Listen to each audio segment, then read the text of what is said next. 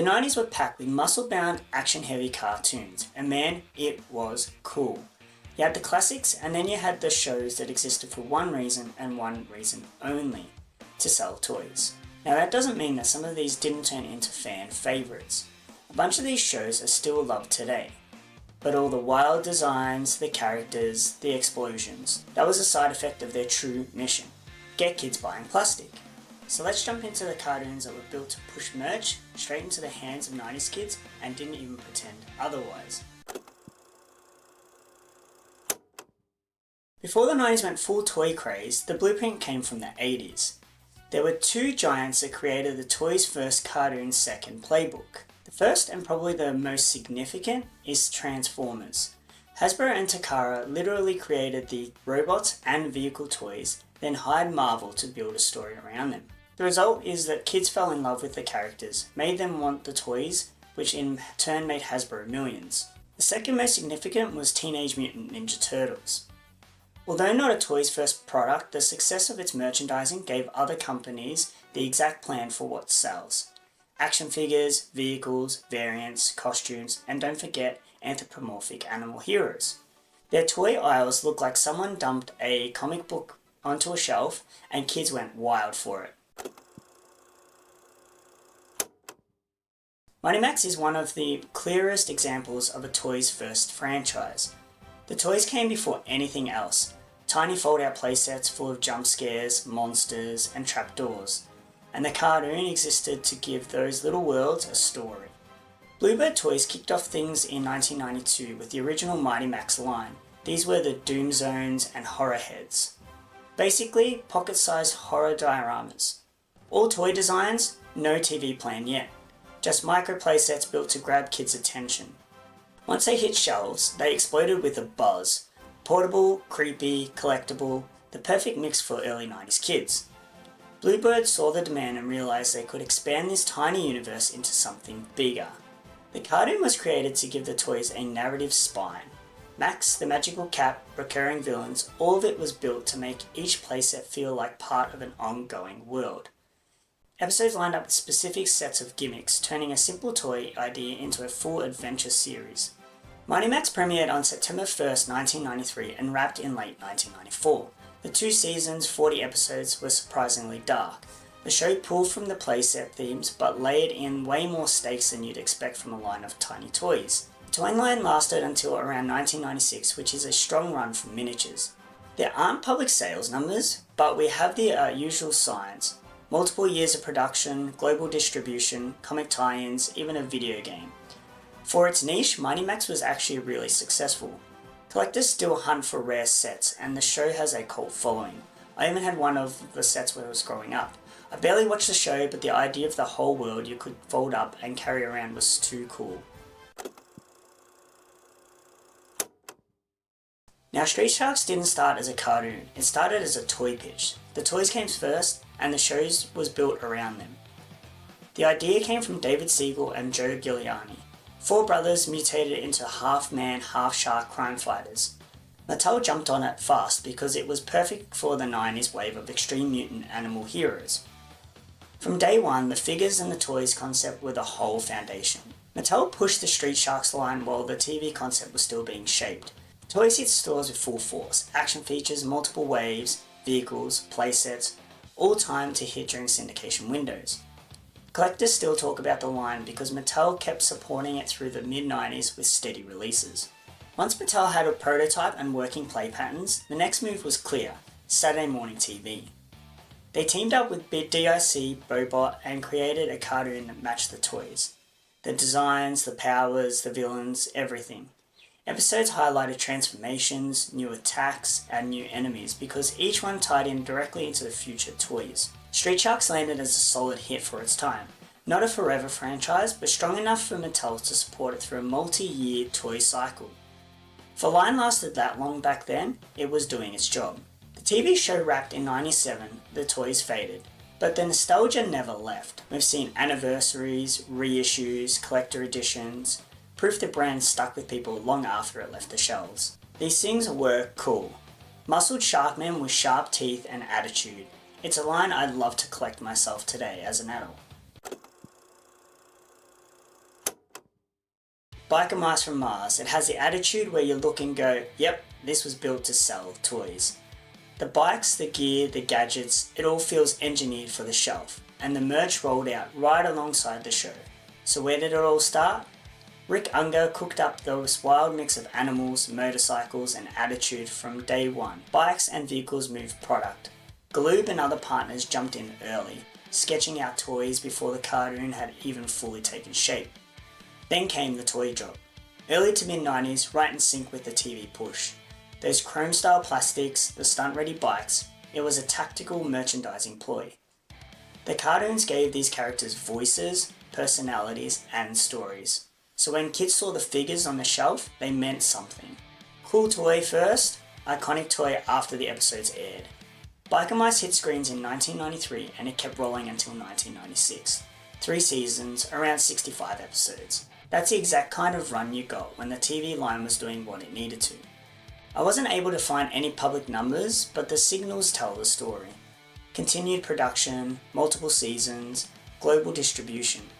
If a line wasn't performing, it didn't survive this long to push that much kind of content. And today, it's pure nostalgia fuel. Reboots, new collectibles, fans coming back decades later. The staying power says everything. The original model worked. The toys and the cartoon fed each other, and that's why we still talk about it today. Beast Wars is one of those rare moments where a toy reboot didn't just revive a franchise, it kicked off a whole new golden era. The toys were the foundation, but the cartoon ended up becoming iconic on its own.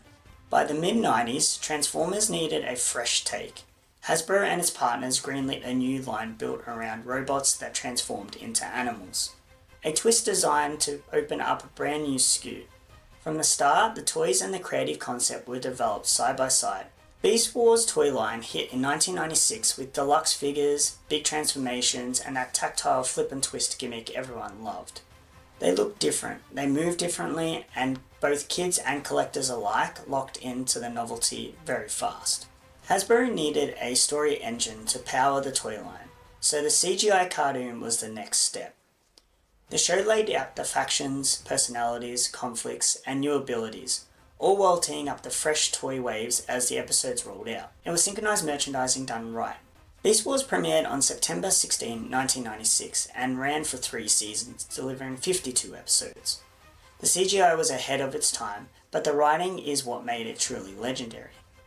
This wasn't just a commercial, it was genuinely great sci-fi storytelling. We don't have public numbers, but we do have the results. Multiple toy waves, big deluxe releases, long-term collector demand, and a full franchise resurgence. Beast Wars is widely credited with pulling Transformers out of its mid-90s slump. The figures are collector essentials, the characters keep showing up in modern media, and the influence is all over later Transformers projects. It's one of the best examples of toy-first design and strong storytelling boosting each other to the next level. The Mighty Ducks animated series is one of the strangest examples of a brand flip in the 90s. Disney had a hit movie and a booming merch machine, so the cartoon became a way to push that moment even further. Not toy first in the traditional sense, but absolutely merch driven. After the live action movies took off, Disney wanted to expand the brand beyond hockey gear and kids apparel. So they went wild with it. Alien Duck Warriors, sci-fi tech, armor and villains, a completely new take built to support toys, clothing and tie-ins. The concept wasn't designed to follow the movies, it was built to open up a whole new merch category. The toys hit the shelves in 1996 through Mattel. Armoured figures, weapon packs, vehicles, and versions of the main ducks in full battle gear. Disney and Mattel pushed it with a classic mid-90s rollout. Variants, play features, and a design style that matched the show's heavy metal sci-fi energy. The series was created to give this new sci-fi Ducks universe a story. The armor, the gear, and tech all lined up directly with toy features. Every character had a unique silhouette, weapon, or transformation moment that could turn into a figure or an accessory. Mighty Ducks premiered on September 6, 1996, running for 1 season with 26 episodes. It aired across ABC and syndication as part of Disney's push to turn the brand into a full multimedia franchise. The show was stylish, loud, and way more action-heavy than people expected. The toy line had a short run, Solid interest at first, but it didn't grow into a long-lasting brand. The figures shipped, some collectors grabbed them, but support wavered very quickly. It's one of those cases where the show and the merch hit at the tail end of a crowded action figure era. It's a quirky cult favourite. Fans remember the armour, the villains, and the weirdness of the concept. The toys have a niche collector following, and the show remains one of the boldest brand reinventions of the decade. Extreme Dinosaurs is the late 90s answer to what else can we slap muscles on? Definitely a toy first concept, but it dropped right when the market was already jammed with mutant animal lines. The toys hit shelves in 96 with the usual Mattel rollout. Waves, variants, and enough colour swaps to keep kids and collectors chasing new versions. The cartoon came purely to push the toys. It launched in 97 and every episode was structured around showcasing new powers, new villains, and new toy ideas. It's a classic 90s merchandising logic. The show's run premiered on September 1st, 1997 and ran for one season, but with a huge 52 episodes. It was built to blast syndication and keep the brand everywhere, even if the longevity wasn't there. Sales landed in a decent but not breakout zone. The problem wasn't the figures, the actual market was just exhausted. By 97, kids were moving towards new categories like collectibles and anime lines. The waves dried up quicker than Mattel had actually planned. Extreme Dinosaurs now lives in mainly the nostalgia feel and have a fun collector oddity. A perfect example of a toy-first idea that hit just a little too late in an overcrowded era. Mummy's Alive. It's a 90s toy-first attempt that hit the market late in the trend curve. Bold concept, heavy merch push, but mixed commercial results. Kenner and Hasbro developed the toy concept. Supernatural armoured guardians, villains, and gimmicks built into the figures. The toys were planned to be the centre of a merchandising push, and the cartoon was meant to follow. Toys appeared in 1997, 5-inch figures, armoured vehicles, gimmicks, and a full villain slate. Kenner pushed it like a typical 90s line, multiple figures, variants, and some international waves. The TV show was created to give the characters a mythic backbone and to sell the armour and accessory gimmicks. The visual transformations and armour matched product features directly. Mummy's Alive premiered in September 15, 1997 and produced around 42 episodes in a single season. It was a heavy drop geared for syndication play, but it didn't secure a long franchise life. The toy performance was mixed. Initial waves shipped, but follow-through was limited and later waves were patchy or regional. That usually signals that the line didn't hit the big numbers that companies actually wanted. Mummy's Alive today is a cult favourite with collectors, but commercially the brand never reached the wide cultural saturation that would have justified the continued massive toy investment. The toy-first cartoon never died, it just evolved. Today, the kings of the show-built-to-sell toys formula are Gabby's Dollhouse, a pure merchandising machine. Playsets, dolls, accessories, the cartoon is basically a catalogue. There's also Paw Patrol. Every new season equals new vehicles, new toys, which equals millions. Bluey, but in a softer way. Not a toy commercial, but merchandising demand is huge. Then we have Beyblades, Burst, Bakugan. All these anime-driven toy lines dominate. The format changed, but the goal didn't. Sell toys, make the show, start the cycle again. The 90s weren't just about cartoons, they were about toy companies controlling entire story universes just to get plastic into our hands. These shows weren't subtle and they generally weren't deep, but damn, they were unforgettable. For kids, especially those of the 90s, the most important aspect of TV was the fun, colourful, badass characters, and that was the vibe. It had you absolutely hooked. So that's the 90s toy craze. It was a hell of a decade and some really cool stuff came out.